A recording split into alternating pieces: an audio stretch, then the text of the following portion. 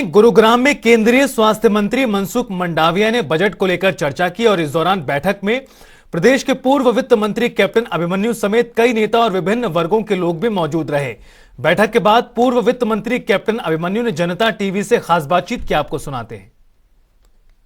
1 फरवरी को वित्त मंत्री निर्मला सीतारमण ने बजट पेश किया था, तो क्या कुछ उस बजट में रहा, इसी पर ज़्यादा बातचीत करने के लिए मेरे साथ मौजूद हैं पूर्व वित्त मंत्री कैप्टन अभिमन्यु। सर, किस तरह देखते हैं जो बजट पेश हुआ और मध्यम वर्ग के लोगों को कितना फ़ायदा इससे हुआ? देखिए, ये अमृतकाल का जो पहला बजट है, भारत की हमारी वित्त मंत्री श्रीमती निर्मला सीतारमण जी ने मोदी जी के नेतृत्व में संसद के पटल पर रखा है।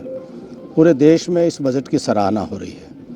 पूरे देश में एक नया विश्वास बना है कि भारत की आज़ादी के जब 100 वर्ष पूरे होंगे तो भारत निश्चित तौर पर एक विकसित राष्ट्र की श्रृंखला में अग्रिम श्रेणी में खड़ा होगा।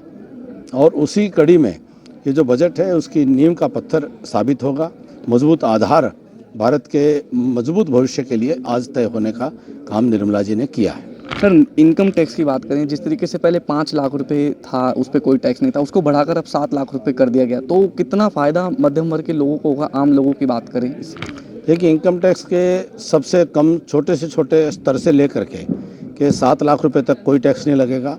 वहीं जो हाईएस्ट टैक्स पेयर थे उनको भी लगभग 4% तक का छूट इस बजट के माध्यम से मिलने वाली है। कुल मिलाकर मध्यम वर्ग को और इनकम टैक्स पेयर्स को बहुत बड़ी राहत इस बजट के माध्यम से दी गई है। सर, आज बैठक हुई गुरुग्राम में बजट को लेकर, तो तमाम इसमें सीए मौजूद थे, वकील मौजूद थे, उद्योगपति, तो क्या कुछ उनका भी कहना है? जिस तरीके से आप भी जो है अपनी स्पीच दे रहे थे, उन लोगों का क्या कुछ कहना बजट को लेकर? गुरुग्राम हरियाणा की आर्थिक राजधानी है और गुरुग्राम के तमाम जो सीएज हैं, जो लॉयर्स हैं और जो प्रोफेशनल्स हैं और जो ट्रेडर और इंडस्ट्री एसोसिएशन से जुड़े हुए लोग हैं, अन्य प्रबुद्ध नागरिकगण हैं, आज यहाँ पर उपस्थित हुए। और भारत सरकार में हमारे जो स्वास्थ्य मंत्री हैं आदरणीय डॉक्टर मनसुख भाई मांडविया जी, वह स्वयं उपस्थित होकर के उन्होंने बजट के ऊपर एक परिचर्चा में यहाँ पर अपने विषय, अपने विचार यहाँ पर रखे हैं और लोग बहुत प्रसन्न थे और बहुत संतुष्ट हैं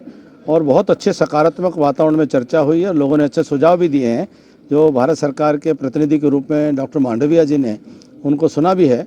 और एक लोकतंत्र में बहुत अच्छी एक स्वस्थ परंपरा ये प्रारंभ हुई है कि बजट अब केवल संसद के पटल पर रख करके सांसदों के बीच में ही चर्चा नहीं होगी। मोदी जी ने एक नया रवायत आज देश के सामने रखी है कि संसद के पटल पर रखने के बाद बजट को लेकर के केंद्र सरकार के प्रतिनिधि और राज्य सरकारों में भी लोग या अन्य संगठन के लोग जा करके जिले जिले में जनता के बीच में बजट के साथ चर्चा करते हुए, बजट पर चर्चा करते हुए ये जनता को विश्वास दिलाने का काम करेंगे। मुझे बहुत उम्मीद है श्रीमान मनोहर लाल जी ये अपने सरकार के कार्यकाल का 8वां बजट ये उनका आएगा। उनके नेतृत्व में तीसरा बजट आज वित्त मंत्री के नाते आएगा। उनके नेतृत्व में 8वां बजट है और अब उनका अपना तीसरा बजट, उनका बहुत अनुभव है और बहुत मेहनत कर रहे हैं। कड़ी मेहनत करके उन्होंने विभिन्न वर्गों से रायशुमारी करके हरियाणा प्रदेश की जनता के हित में निश्चित तौर पर बहुत ही श्रेष्ठ बजट का उन्होंने सृजन किया है और मैं अपेक्षा करता हूं कि इससे हरियाणा वासियों को बहुत लाभ मिलेगा। सर, एक लास्ट है कि जो सरकार है वो पेट्रोल को जीएसटी के दायरे में क्यों नहीं लाती है, जिससे लोगों को जो है काफ़ी उससे फ़ायदा होगा?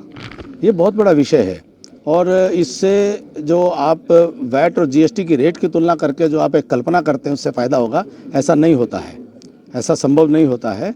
ये इसके ऊपर मैंने कहा कि जीएसटी काउंसिल को ही अधिकार है और जीएसटी काउंसिल में सभी केंद्र और राज्य के प्रतिनिधि होते हैं, सभी राजनीतिक दलों की सरकारें जहाँ जहाँ पर उनके प्रतिनिधि होते हैं और ये जिसको व्यवस्था की समझ नहीं है वो इस प्रकार के सवाल करते हैं कि जीएसटी और वैट की तुलना करते हुए कि उसका लाभ होगा, उसको किसी न किसी रूप में फिर वो राजस्व के रूप में वो लाने की मजबूरी किसी भी व्यवस्था की बनेगी।